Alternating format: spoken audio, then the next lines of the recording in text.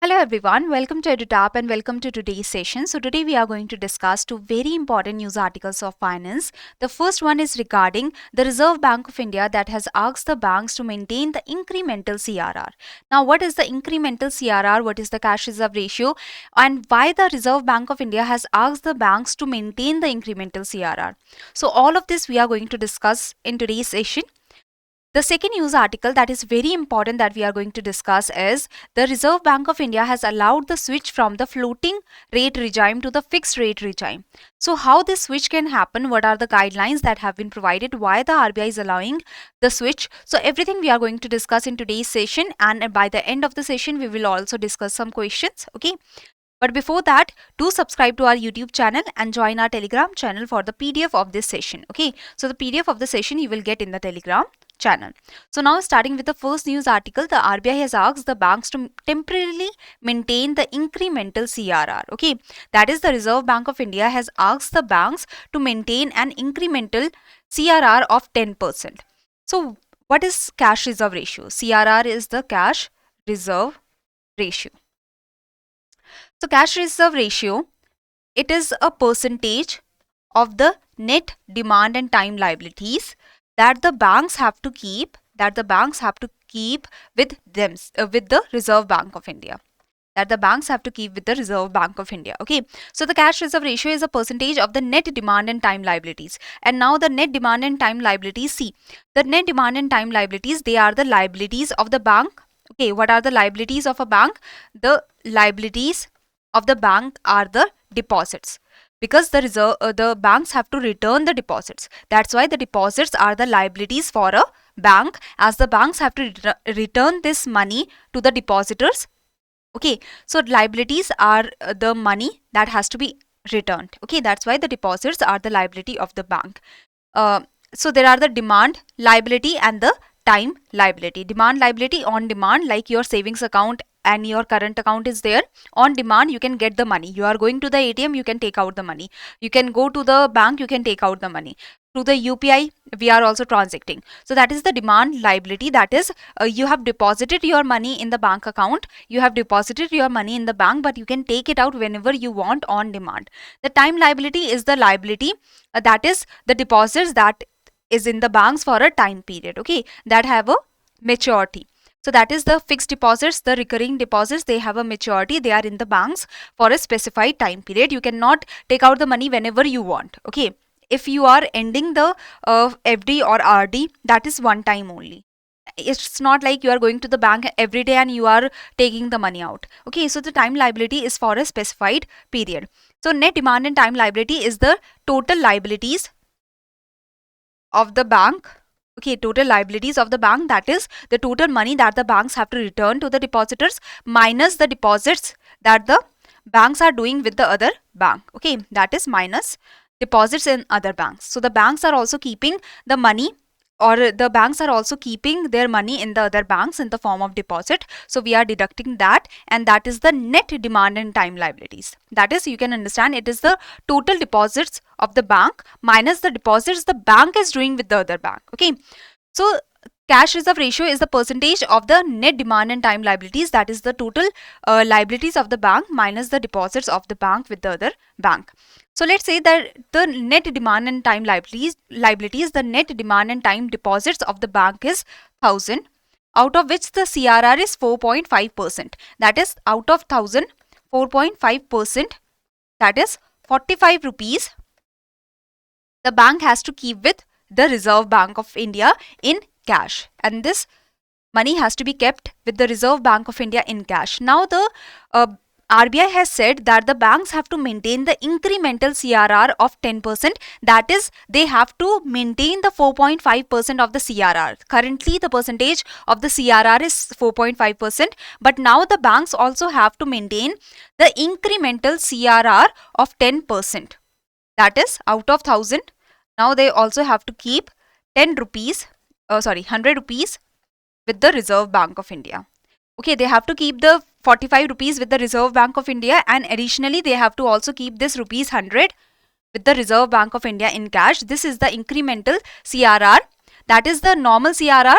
that the banks have to keep with the Reserve Bank of India, that is continuing, but temporarily the banks have to also keep the incremental CRR of 10%, and this 10% is like of what? So it has been decided that effective from the fortnight beginning August 12, 2023, incremental CRR of 10% on the increase in NDTL, that is between May 19, 2023 to July 28, 2023, that is the NDTL. So the net demand and time liabilities that have been increased, okay, that is the deposits, the net demand and time deposits that are received by the banks between May 19, 2023 and July 28, 2023. So between this period, the deposits, the increase in the deposits or the new deposits that has been received by the banks in the country.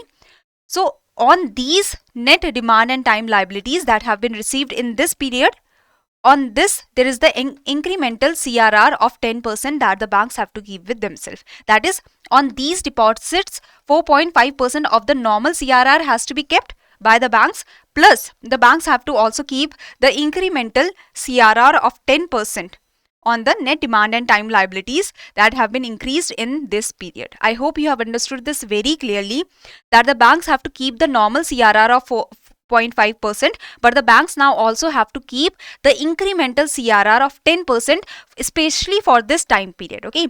And this is the incremental CRR is a temporary measure that is taken by the Reserve Bank of India to suck out the liquidity, the excess liquidity in the banking system. So what was happening, that the banking system has too much liquidity, and that's why there is too much liquidity that is present in the economy, and to suck that liquidity out, the Reserve Bank of India has said that the incremental CRR of 10% on the increase in NDTL, on the increase in the net demand and time deposits between this period has to be maintained, so that let's say that in this period of May 19 to July 28, so in this period there is 1000 crores of the deposits that has happened. So 10% of the 1000 crores will be what? So whatever the amount is, that the banks have to keep with the Reserve Bank of India in cash. Similarly, the banks also have to keep the 4.5%. This is the incremental CRR. The normal CRR is 4.5% of the 1000 crore. The bank have to keep that also with the Reserve Bank of India in cash. So in total now the banks have to keep 14.5% of the CRR for this time period, and for the other time period before that and prior to that, the Reserve Bank of India has to only keep the 4.5% of the CRR, okay. So this is a temporary measure that is for this period only. Okay, the net impact of the incremental CRR as per the RBI's internal calculation will be a little over 1 lakh crore. This has been said by the Governor of the Reserve Bank of India while addressing the meeting conference after the Monetary Policy Committee meeting of August 2023. Okay. After the Monetary Policy Committee meeting of August 2023, the Reserve Bank of India's Governor Shaktikanta Das said that the net impact of this incremental CRR will be to reduce the liquidity of over 1 lakh crore in the economy. You can understand that this much of the liquidity can be reduced by having the incremental CRR, and that is also temporary. So the increase of the incremental or the bringing the incremental CRR is just temporary. In recent years, what has happened, that the liquidity is to be maintained at the adequate level. There is too much liquidity that is present in the economy, and that is not good for the economy, because when there is too much liquidity in the economy, when there is too much money supply in the hands of the people, you can understand that people will be demanding a lot. When there is too much liquidity in the economy, that means people have too much money supply in their hands. When they have too much money in their hands, they will be demanding more. The demand will increase and the prices will start increasing and the inflation will come in the economy. So there should be enough liquidity to meet the productive requirements of the economy so that the production can continue, so that the economic activities should continue. But the excess liquidity can pose the risk to the price stability as it brings the inflation in the country, and also it poses risk to the financial stability in the country. Hence, the efficient liquidity management is required, and there is the continuous assessment that is done, and so the surplus liquidity is being sucked out, the excess liquidity is being sucked out from the economy. This has been said by the Reserve Bank of India's Governor Shri Shaktikanta Das. Okay.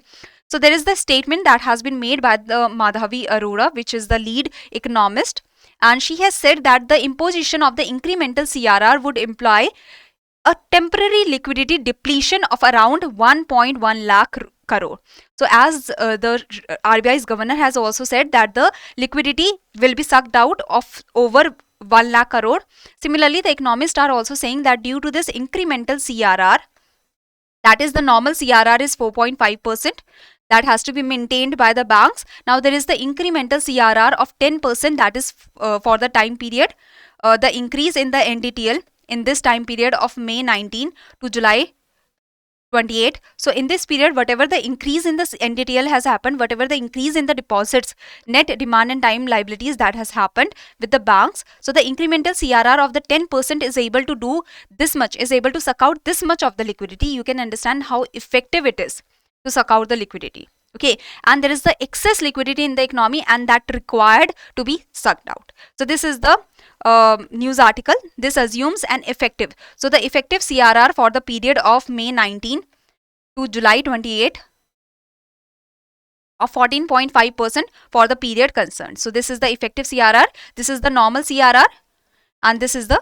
10% is the incremental CRR. Okay, I hope you have understood this clearly. Now moving forward with the RBI that has issued the guidelines to reset the floating rate loan EMI. So what happens?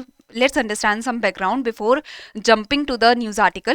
See, whenever the Reserve Bank of India increase the repo rate is the rate at which the banks are taking the loans from the Reserve Bank of India, and the banks have to provide the collateral in the form of government securities to the Reserve Bank of India. Okay, so this is the rate at which the banks are getting the loans from the Reserve Bank of India. When this repo rate is increased in the economy, so the banks that are lending to the customers, now the banks are getting the loans from the Reserve Bank of India at a higher repo rate. So the banks want to provide the loans to the customers at a higher interest rate. So when there is the floating rate that is going on in the economy, or let's say you have taken the home loan at a floating rate, or someone has taken a car loan at a floating rate. Floating rate means that whenever there is the interest rate fluctuations that is coming, your interest rate on your loan is also going to change. That is the floating rate, that is the floating interest rate. So when the RBI is increasing the repo rate, that means for the banks, the loans have become expensive. So the banks are also making the loans expensive for the customers. They are increasing their interest rate. That means this floating interest rate will be increased. The home loan that you took last year, though for those home loans also the interest rate will be increased because you have chosen the floating interest rate or the floating rate. You have taken the loan at a floating rate. So what was happening? That at present the borrowers are only informed that whether the regulated entities have decided to extend their tenure or increase the EMI whenever there is the interest rate increase that is happening. So you can understand that the EMI will also be increased. When interest rate is increasing on your home loan, so the EMI that you are paying, the installments that you are paying, those should also be increased, or you have to give the EMI for a longer tenure. So it was in the hands of the regulated entities, it was in the hands of the banks or the NBFCs that are giving you the loan to decide that they are going to extend your tenure at the same EMI that you have to pay as before, but you have to pay it for a longer time, or you have to pay the higher EMI. For the tenure of 10 years, you have to pay the higher EMI, or your tenure will be increased to 12 years. For 12 years now you have to pay the EMI. So this was decided by the regulated entities. The borrower does not have the option to choose. However, the borrower can go to the bank to request that please, I cannot pay the higher EMI, so increase my tenure, or I cannot pay for 12 years, just increase my EMI. So what was happening, that several instances has been seen by the Reserve Bank of India where the unreasonable elongation of the tenure was happening. From 10 years of the EMI, directly the EMI was increased to 20 years. With the increase in the interest rate. So there was unreasonable elongation of the tenure of the floating rate loans by the lenders. This was done, and without any proper consent, without the communication to the borrowers. To address this issue, it has been proposed by the Reserve Bank of India to bring a proper conduct framework to be implemented by all the regulated entities to address the issue that is faced by the borrowers, that when, see, there are many borrowers that are using the floating rate on their loans. Why? Because many of the times the interest are also going to go down. The interest, yes, in the recent times the interest is going up because the RBI is trying to control the inflation in the economy. Okay, so the RBI is increasing the repo rate so that for the banks the loans become expensive. So the banks are also giving the loans at an expensive rate at a higher interest rate. But many a times the interest rates also go down. So it is beneficial for the borrowers to take the loan at a floating rate. Okay. So the borrowers take the loan at the floating rate, but there is also the problem that was coming in front of the borrowers, that you can see that the banks were doing whatever they wanted to do with the EMI or with the tenure. So it has been said that by the Reserve Bank of India to bring the proper tenure, to bring the proper framework, and the framework has been brought by the Reserve Bank of India. So on August 18th, 2023, the RBI brought the framework, that is the reset of the floating interest rate on EMI based personal loans. Okay, so there are the guidelines that have been brought by the Reserve Bank of India to reset of the floating interest rate on the equated monthly installments based personal loans. So personal loans, see, it is the people like you and me which are not very aware about what is going on in the economy. Okay, we are studying right now and we are preparing for the RBI, or we are preparing for the NABARD, or we are preparing for the SEBI, and that's why we are aware somewhat. We are reading the newspapers. But what about the old age people? What about the people that are not very much financially aware? So those are also the people that are taking the home loans, that are taking the car loans, but they do not know that, okay, they are choosing the floating interest rate, but actually they are not aware that what is going to happen with this floating interest rate. That if the interest rate is increasing in the economy, their interest rate is also going to increase. They are not very much aware about this. Go and ask your mother or go and ask your father, are they aware about this kind of system, that if the interest rate is going up in the economy, so their interest rate is also going to go up? And by how much? How much of the increase in the EMI they will have, or how much of the increase in the tenure they will have? So people are not much aware about this system. Okay, so the personal loans, they refer to the loans given to individuals, and this consists of the consumer credit that the consumers are taking, the education loan, the housing loans, the loans given to the investment in the financial assets. So the guidelines have been released. Now let's see the guidelines so that it becomes very clear to you that what we are talking about. So at the time of the sanction of the loan, the regulated entity shall clearly communicate to the borrowers about the possible impact of the change in benchmark interest rate. That if the benchmark rate, that is if the repo rate or whatever the benchmark, the banks are considering, if that benchmark rate is going to go up, they are also the banks are also going to increase their interest rate on the home loans or on the car loans or on the personal loans.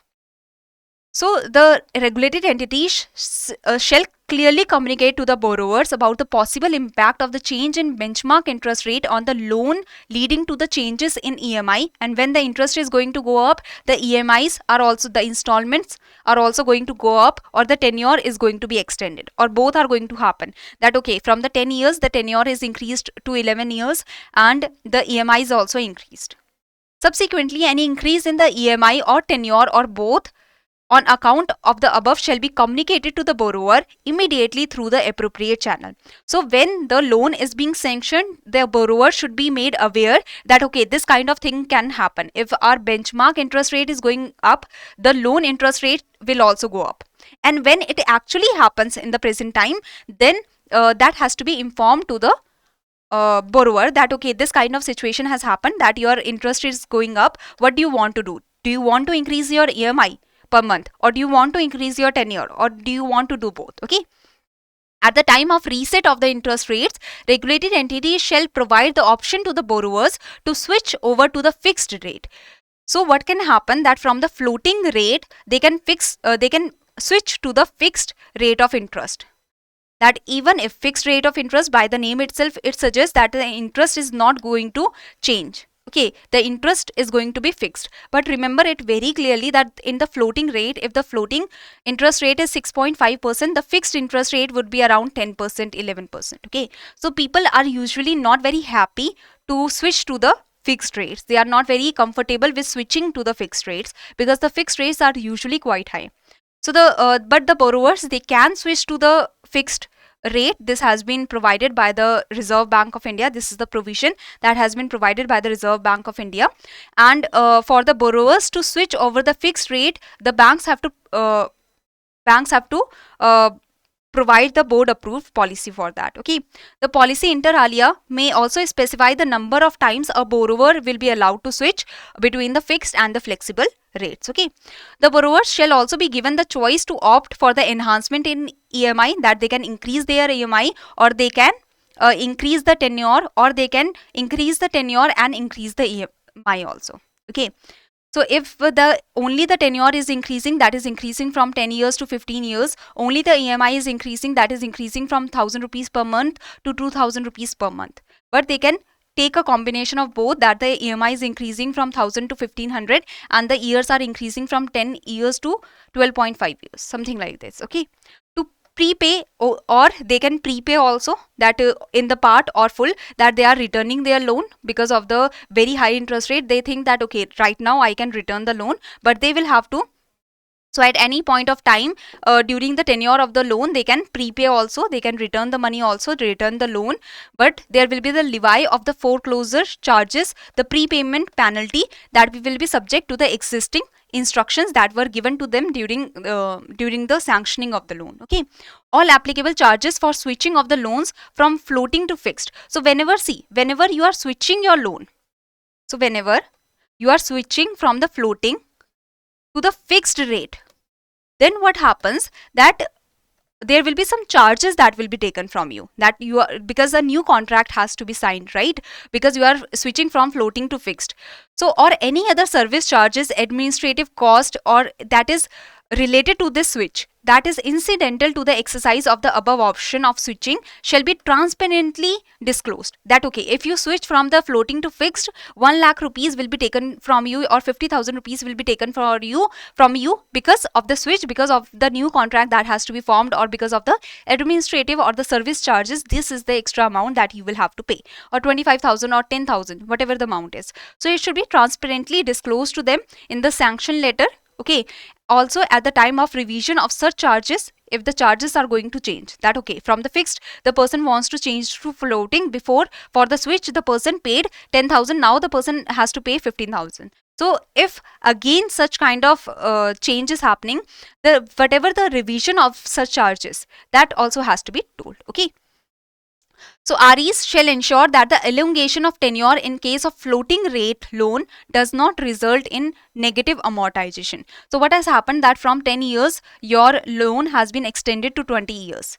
Because of the increase in interest rate with the same EMI, now you are not able to pay back the loan in 10 years, you will be able to pay back the loan in 20 years. So the negative amortization is happening. Negative amortization means that even when you pay, the amount you owe will still go up. Because of the very high interest rate, what is happening that even if you are paying the EMI, that EMI is only able to cover your interest now. And that's why the EMI is not changed. So the EMI is only able to cover, before the EMI was covering your principal plus interest. But now because the interest has gone very up and this EMI is only able to cover your interest now. So even if you are paying, the amount you owe still go up because you are not paying enough to cover the interest.